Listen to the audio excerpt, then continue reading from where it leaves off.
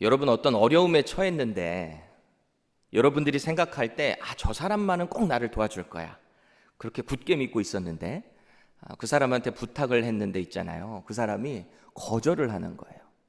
거절도 그냥 거절이 아니라 요새 말로 개무시를 하면서 만약에 그렇게 무시를 했다라고 한다면 여러분들 마음이 어떠실 것 같으세요? 정말 저 사람만은 내가 어려움에 처했을 때 도와줄 거라고 생각을 했는데 거절을 당하신다면 쉽지 않죠. 자존심 상하죠. 이 기드온과 300용사는요, 이 미디안의 13만 5천이라는 엄청난 대군과 전쟁을 벌였는데 불과 300명의 용사를 데리고 이 기드온이 전쟁을 한 거예요. 하나님이 도우셨고 하나님이 그 모든 전쟁을 다 세팅하셔가지고 하나님께서 이기게 하셨습니다. 이 전쟁은 여기서 끝나지 않고 이 기드온은 계속해서 자기의 300용사와 함께 계속 그 도망하는 이 미디안 연합군의 왕들을 쫓아가는 길이었어요. 그런데 이 숫곳이라는 곳, 이 브누엘이라는 곳, 이 요단 동편 쪽에 있는 그 성읍 쪽을 지나가는데 너무너무 지치고 피곤하고 배고픈 거예요. 그러니까 거기 있는 성읍 사람들에게 떡덩이, 먹을 것을 좀 우리에게 주십시오. 그냥 주는 게 아니라 우리는 이 미디안 연합군의 왕들을 쫓아가는 그런 정당성을 가지고 있습니다. 이스라엘 백성인 당신들이라면 당연히 우리를 도와줘야 됩니다 라고 요청을 한 거죠. 그런데 이 사람들이 거절한 거예요. 근데 그냥 거절이 아니라 무시를 하면서 하나 좀 깔아내리면서 너희들이 그 왕들을 잡고 있다고? 너희들의 손에 달려 있다고? 어떻게 너희들이 그럴 수 있지? 그 작은 군대로 약간 그런 뉘앙스였어요. 그러니까 이 기드온이 무시당했다고 생각하니까 극대노를 한 거죠. 그래서 승리하고 돌아오는 길에 반드시 너희들을 징벌하겠다 경고의 메시지를 남기고 가던 길을 쭉 갔어요. 그게 어제까지의 내용이었습니다. 문득 이 기드온이 거절당하는 거를 옆에서 보고 있었던 300명의 군사의 입장을 한번 생각해 봤어요. 같이 가고 있는 자기들이 따르는 그 장군이 거절당하는 걸 옆에서 보는 300명의 군사들 말이죠. 어땠을까요? 아예 먹을 걸 기대라도 안 했으면 그냥 쭉 갔을 텐데 장군이 얘기를 하잖아요. 먹을 것 좀 달라고 하니까 드디어 우리도 먹을 걸 좀 먹을 수 있겠구나. 너무너무 힘들었는데 잘 됐다. 기대하지 않았겠어요. 그런데 거절당하고 무시당하는 걸 봤을 때 이들의 마음이 어땠을까요? 기드온이 거절한 이 성읍들을 징벌하겠다고 강하게 말을 하는 것을 보면서 이 마음에 좀 위안도 됐겠지만 내심 좀 마음이 디프레스 될 수도 있잖아요. 성경에 나와 있지는 않지만 기드온이 이들을 조금 더 이렇게 다독거리지 않았을까 싶어요. 걱정 마라. 여호와께서 반드시 우리와 함께 하실 거다. 우리는 반드시 전쟁에서 승리하고 돌아오는 길에 그냥 저것들 확실하게 후회하게 만들어주자 얘기하지 않았을까요? 병사들이 예 장군 알겠습니다. 제가 너무 내시 쪽으로 갔나요? 그렇게 말하지 않았겠어요? 마음의 힘을 가지고 이들의 사기는 숫곳과 이 브누엘 사람들의 그떤 무시와 조롱에 있어서도 불구하지 않고 사기가 계속해서 하늘을 찌르는 듯합니다. 처음 미디안 연합군이 이스라엘 골짜기에 진쳤을 때 있잖아요. 그때 보면은 총 13만 5천 명이라 그랬어요. 그런데 오늘 본문 10절 보세요. 기드온의 급습에 12만 명이 죽었대요. 그리고 이제 1만 5천 명만 남았습니다. 거의 다 죽은 거예요. 근데 1만 5천 명과 맞서는 군대가 지금 몇 명이에요? 이스라엘의 군대가 고작 300명이에요. 여전히 50배나 많은 군대를 대적하는데 이들이 기세가 하늘을 찌르는 듯한 거예요. 여호와의 크신 능력과 그 함께 하심을 믿는 자들에게는 두려울 게 없는 거예요. 이 믿음이 저와 여러분들에게 있기를 축복드립니다. 이들은 믿고 있어요. 이 전쟁은 하나님께서 우리의 손에 붙여주셨다는 확신을 가지고 있는 것입니다. 두려울 게 없어요. 한편 오늘 이 패잔병, 이 미디안 연합군 1만 5천 명은 이 가나안 동편에 있는 갈골이라는 평평한 그런 지역인데 이 지역에 이 피신해서 진영을 꾸리고 있습니다. 11절 보세요. 그들이 뭐 하고 있는지 보세요. 적군이 안심하고 있는 중에 이들이 지금 뭐 하고 있어요? 진영을 쫙 펼쳐놓은 다음에 안심을 하고 있었다라고 기록을 하고 있습니다. 여기서 안심으로 번역된 이 베타흐라고 하는 히브리어 단어는요, 이 원래는 피난처라는 뜻이에요. 피난처. 그러니까 이것이 확대 해석돼서 뭐 안전한, 확실한 그런 뜻으로 해석이 되는 거죠. 그런데 이 베타흐라는 단어가 조금 더 나아가서 어떤 뜻으로 해석되냐면 조심성 없이라는 뜻도 가지고 있습니다. 왜 그렇잖아요. 우리가 안전하다라고 생각될 때 조심성 없잖아요. 지금 여러분들 이 자리에 앉아 계시면서 우리 본당이 무너질 거라는 생각 갖고 계시는 분 혹시 있으신가요? 안전하다고 생각하니까 아무 걱정이 없는 거잖아요. 안심하고 있는 거잖아요.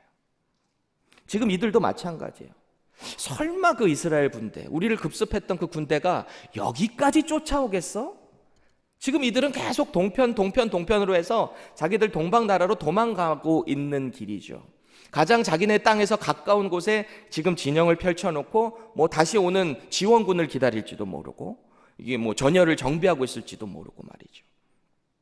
아주 안심하고 있는 바로 그때에 오늘 기드온의 300용사가 또다시 급습을 하는 장면입니다. 11절에서 12절 말씀을 현대인의 성경으로 볼게요. 그래서 기드온은 노바와 욕부하 동쪽 대상들의 길을 따라 올라가서 그들에게 기습 공격을 가하였다. 세바와 살문나가 도망하자 기드온은 그들을 추격하여 생포하고 그들의 전 군대를 참패시켰다. 이 노바와 욕부하가 도대체 어떤 지역이었는지, 어떤 곳이었는지 우리는 정확히 알 수는 없지만 이들은 자신들의 땅에 있는 동편을 향해서 계속해서 도망가고 있었던 거예요. 거의 다다랐다 생각했을 때 이쯤이면 괜찮겠지. 그때 급습 당한 거죠. 자, 이제 기드온과 그의 군대는 하나님이 약속하신 대로 정말 하나님께서 너희들의 손에 붙였다라는 그 약속대로 이 미디안의 모든 연합군들을 다 타파했습니다. 싹 쓸어버렸어요. 지난 7년 동안 이스라엘을 괴롭혔던 이 미디안 군대를, 미디안 그 백성들을 이 사람들이 이긴 거예요. 원수를 다 갚은 거예요. 그러고서 가만히 기드온이 보니까 이제 돌아가는 길에 뭐가 남은 거예요? 자기가 했던 말이 있잖아요. 갑자기 숫곳과 브누엘 사람들의 그 조롱이 생각이 나는 거예요. 돌아가자. 이제 이를 악물고 이를 갈면서 돌아갔겠죠. 14절 보세요. 숫곳 사람 중 한 소년을 잡아 그를 신문하매 그가 숫곳의 방백들과 장로들 77명을 그에게 적어준지라. 왜 뿌린 대로 거둔다라는 말 있죠. 이 숫곳과 브누엘 사람들이 그렇게 기드온의 군대를 조롱하고 희롱했다라는 말도 있는데, 일단 이 사람들도 잘못했죠. 이스라엘 공동체 의식이라는 게 없이 긍휼을 베풀지 않았으니까 잘못이 있죠. 므낫세 지파의 기드온을 외면했던 숫곳의 방백과 장로들, 그 사람들이 바로 자기 성읍에 있는 소년에게 배신당하고 있는 장면이잖아요. 뿌린 대로 거두는 거예요. 15절 보세요.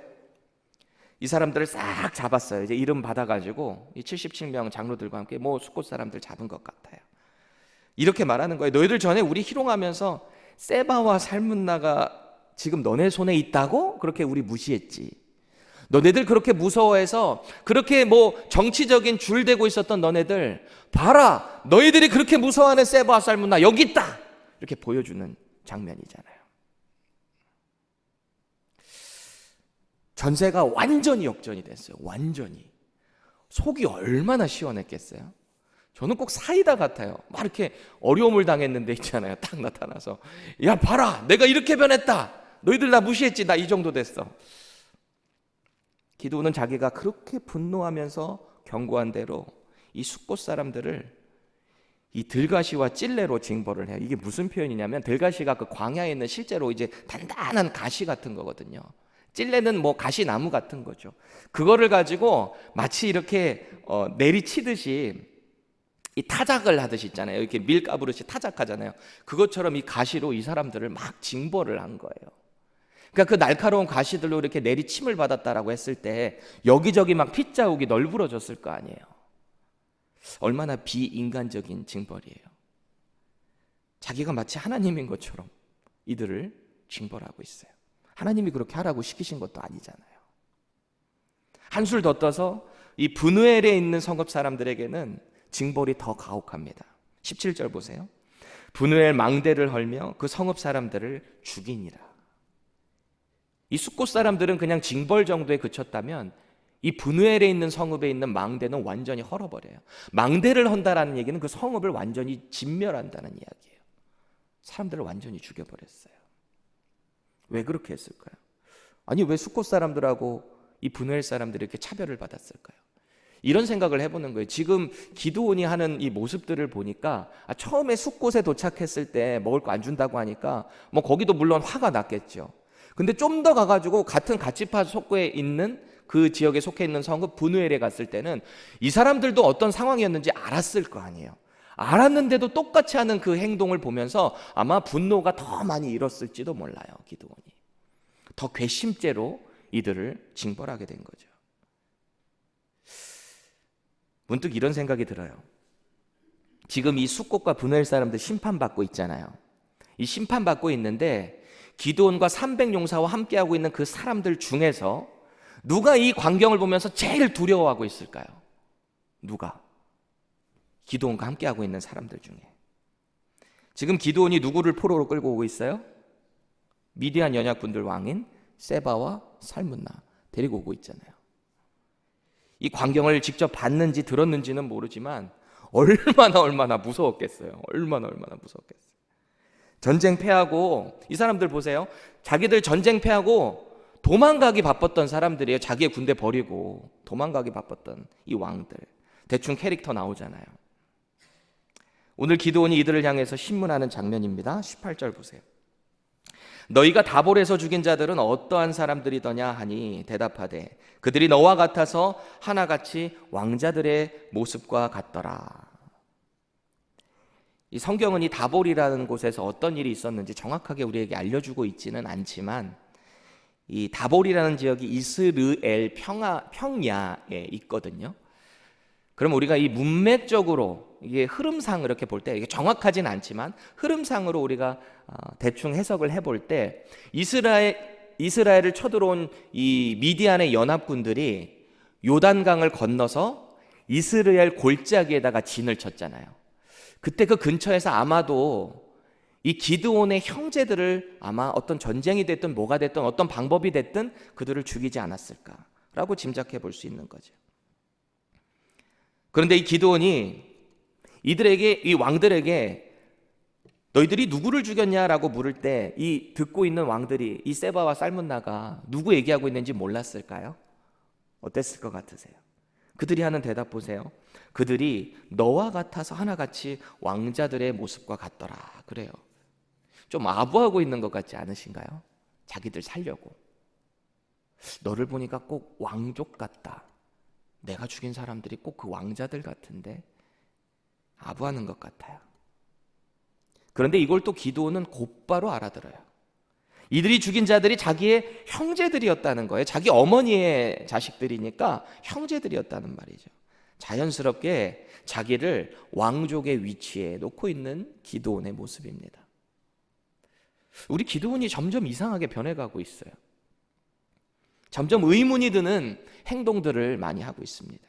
가만히 보면 오늘 기드온이 이 세바와 살문나 이 왕들을 이렇게 산채로 잡아서 끌고 오는, 포로로 끌고 오는 장면도 조금 이상해요.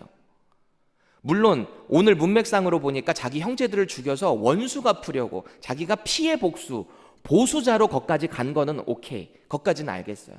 그러면 차라리 그 자리에서 죽였을 법도 하잖아요. 이 갈골이라는 지역에서. 그들 원수 갚았으면 됐잖아요. 근데 왜 이들을 끌고 오고 있을까요? 또 다른 의문은 이 300명의 용사 중에서 언제 기드온의 맏아들 이 여델이 함께 했냐라는 거예요. 오늘 보니까 여델 맏아들에게 죽이라라고 명령하고 있거든요. 오늘 20절에 칼도 못 꺼내는 소년, 죽이지 못해요. 그만큼 아직 준비가 안 된, 전쟁의 준비가 안 된 소년이라는 거예요. 그러니까 당연히 300명의 용사 중에는 함께하지 않았었다라는 말이 되겠죠. 정말 정예 부대를 데리고 하나님께서 이들을 300명을 선출을 했었으니까. 그렇다면 이 말은 뭐냐면 기드온이 이 세바와 살문나를 이 갈골이라는 지역에서 이 초토화시킨 다음에 거기서부터 자기가 거주하는 곳까지 끌고 왔다라는 거예요. 자기 집까지, 자기 맏아들이 있는 곳까지. 그럼 또 우리는 질문을 하게 되죠. 왜 기드온은 자기가 죽이지 왜 맏아들 여델에게 또 죽이라고 말을 했을까? 이 행동 하나하나가 조금 의문이 섞이는 행동들이 많이 해요. 아마도 제가 생각하기에는 이 므낫세 족속 중에서도 가장 작은 민족이라고 자기를 그렇게 처음에 얘기를 하거든요. 이 7년 동안 그렇게 자기들을 농락하고 유린하던 나라의 왕들을 끌고 왔으니 이 므낫세 지파 중에서도 가장 작은 이 족속의 사람들 얼마나 기드온을 높였을 거예요. 와, 우리 기드온 만세. 우와, 어떻게 저 왕들을 저렇게 사로잡아 왔지? 영광을 높이지 않았겠어요? 결국 자기와 자기 아들을 통해서 가문의 영광을 높이려고 하는 기드온의 모습이 아니었을까? 그런데 이 행동들 중에서도 가장 심각한 행동이 있는데 이 세바와 살문나를 죽인 후에 하는 행동입니다. 21절 보세요. 그들의 낙타목에 있던 초승달 장식들을 떼어서 가지니라. 그래요. 그는 왜 미디안 왕들이 타던 낙타에 걸려있던 그 초승달 장식을 취했을까요?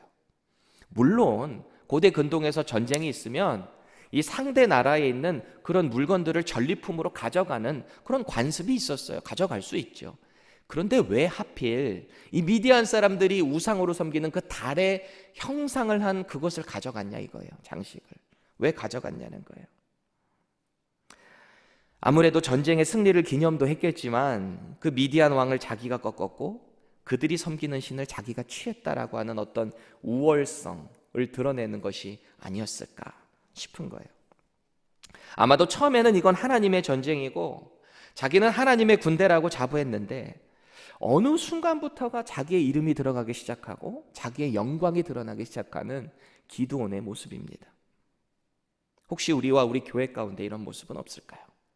처음에는 하나님께서 막 복을 부어주셔서 막 부흥도 되고 그 가운데 막 열매들도 나타나는데 어느 순간부터 누군가가 자꾸 막 칭찬을 하고 칭송을 하고 와 대단하세요 어떻게 그렇게 하실 수 있어요? 그러니까 목이 점점 보다지는 모습이 우리 가운데는 없는지 돌아볼 필요가 있습니다.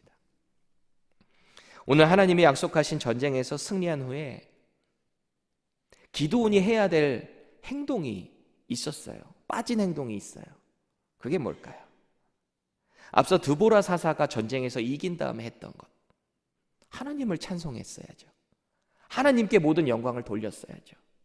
하나님께서 이 전쟁을 이기게 하셨고 말도 안 되는 300명의 군사로 저 13만 5천 명이라는 군대를 이기게 하신 그 하나님께 영광을 올려드렸어야죠.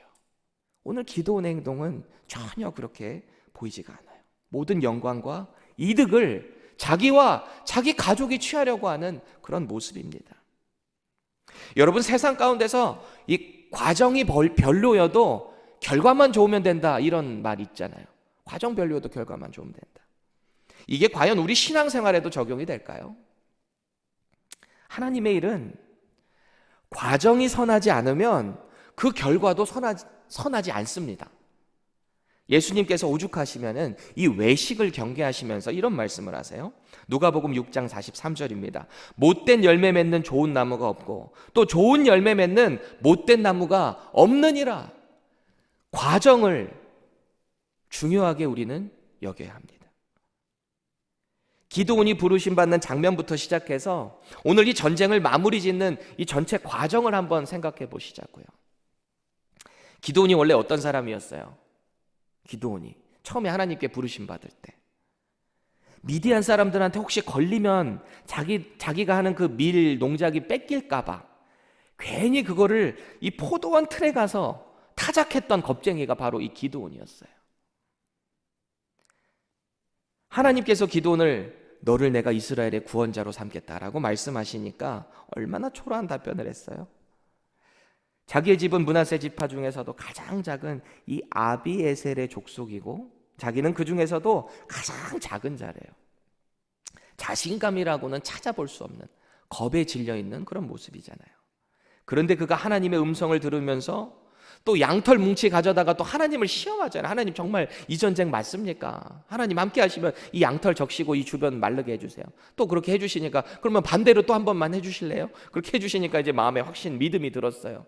그런데도 혹시 두려워할까 봐 하나님께서 너 혹시 두려워할지 모르니까 네 부하 부라의 말을 들어라. 하나님께서 다 세팅하시고 하나님께서 그 모든 전쟁을 이기게 하셨어요. 사실 기드온이 했던 일이라고는 하나님께 따지는 일, 힘없는 연약한 겁쟁이 같은 소리, 이게 기드온의 모습이었다는 거죠. 그런 그에게 하나님이 다 준비시키고 말도 안 되는 전쟁에서 말도 안 되는 방법으로 승리하게 하셨다는 거죠. 모든 영광은, 모든 승리는 하나님께 영광을 올려드렸어야 하는 것입니다. 이쯤 되면 이 숫곳과 분우엘 사람들도 좀 재평가를 할 필요가 있을 것 같아요. 물론 기드온이 자기 나름대로는 그들을 징벌하고 멸절시킨 그 이유가 우리가 하나님의 군대인데 어떻게 우리를 그렇게 대접할 수가 있지? 뭐 그렇게 생각할 수도 있죠. 그런데 지금 기드온이 이 전쟁의 말미에 하는 행동들을 보니까 그가 그렇게 분노했던 이유는 혹시 자기를 무시했다라는 그런 마음 가운데 극대노를 했을 수도 있겠다 싶은 거죠. 이상하죠.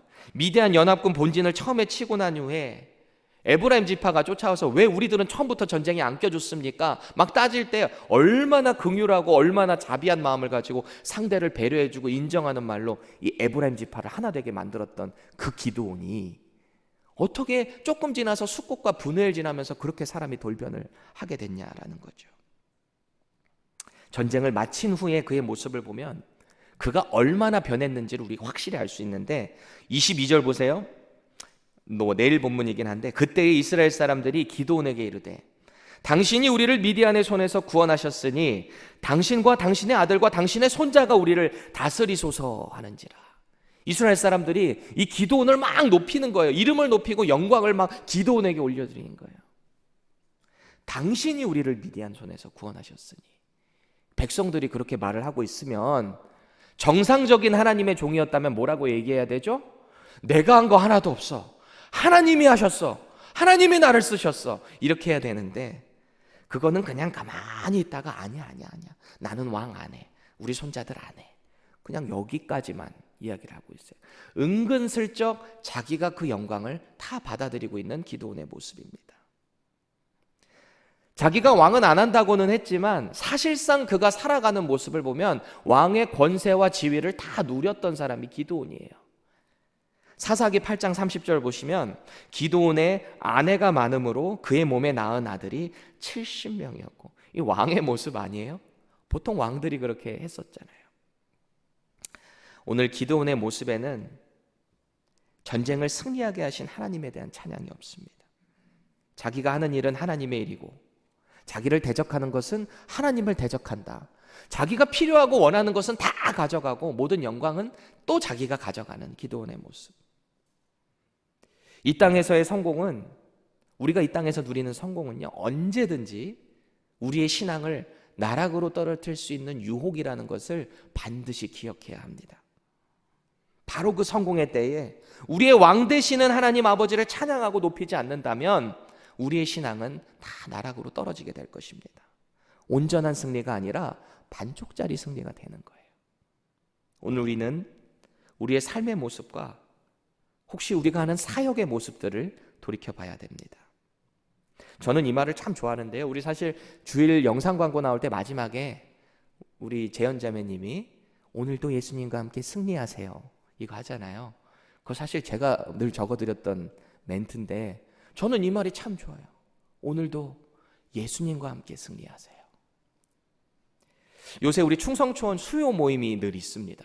수요일날 말씀 모임을 제가 요한복음 강해를 하고 있는데 저는 침례 요한이 너무너무 멋있는 거예요. 제 원래 영어 이름이 존이거든요. 근데 존이 저는 생각할 때 저는 또 예수님과 더 친근하게 사랑받는 사람이 되고 싶어서 그냥 아포스톨 존이었거든요 원래는. 근데 요새 침례 요한을 계속 더 묵상하면서 저는 존 더 베프티스트로 바꾸기로 했어요. 한국말로는 똑같이 존이지만 요한이죠. 너무 멋있는 거예요. 자기의 사명을 아는 자. 자기가 빠져야 될 때를 확실히 아는 자, 모든 영광을 하나님께, 예수님께 올려드리는 그의 모습. 나는 광야에서 외치는 자의 소리와 같다라는 그의 표현. 우리가 그렇게 돼야 되지 않을까요? 본인 혼자 승리를 하는 게 아니라 이미 사망 권세를 이기시고 부활하신 예수 그리스도와 함께 할 때 우리의 승리는 온전한 승리가 되는 것입니다. 오늘도 이 믿음의 고백으로 우리의 모든 삶의 영역에서, 사역의 영역에서 온전히 하나님께만 영광 돌리는 저와 여러분들 되시기를 축복드립니다. 우리 시간에 함께 찬양했으면 좋겠는데요, 저는 또 이 찬양도 참 좋아하는 것 같아요.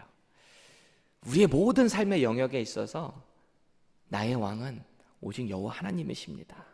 이런 고백이 저와 여러분들에게 있기를 원합니다. 왕이신 나의 하나님, 우리 함께 찬양할 텐데, 우리 마음에 진정한 나의 왕이 누군가, 나는 지금 누구를 모시고 있는가 한번 생각하면서 이 찬양을 불렀으면 좋겠습니다.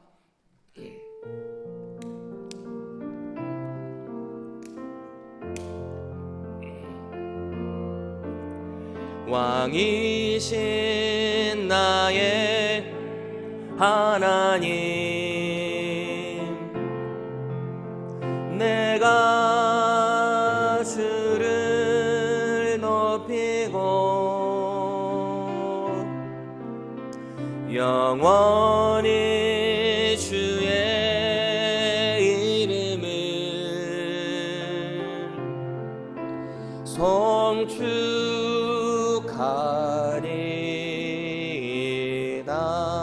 다시 한번 고백합니다. 왕이신 나의